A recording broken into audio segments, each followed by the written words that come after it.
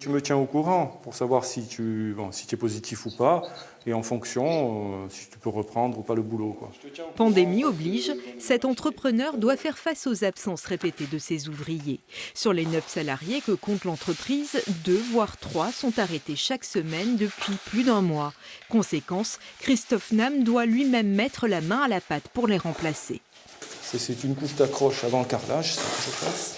C'est vraiment très difficile après de tenir ces délais sur les chantiers. Donc du coup, je suis sur les chantiers pour bosser avec mes gars. Voilà. Et par contre, j'ai beaucoup de retard sur les chantiers.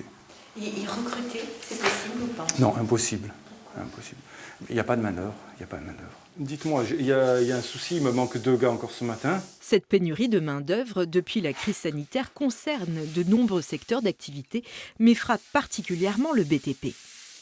D'une part, très certainement, une partie de cette population du bâtiment et des travaux publics s'est peut-être reconvertie sur des métiers à moins forte pénibilité. Et une deuxième difficulté vient encore se rajouter, c'est celle de l'absentéisme lié au cas Covid, malheureusement.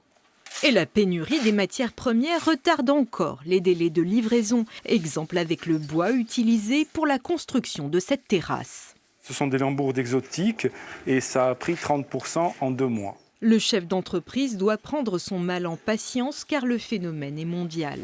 En 1 an, le bois aurait même augmenté de 100%, le métal de plus de 70% et le PVC de plus de 30%. Le post-Covid de la Chine et des États-Unis fait qu'aujourd'hui, ils captent 80% de la matière première. Donc le marché est tel qu'aujourd'hui, nous sommes saturés.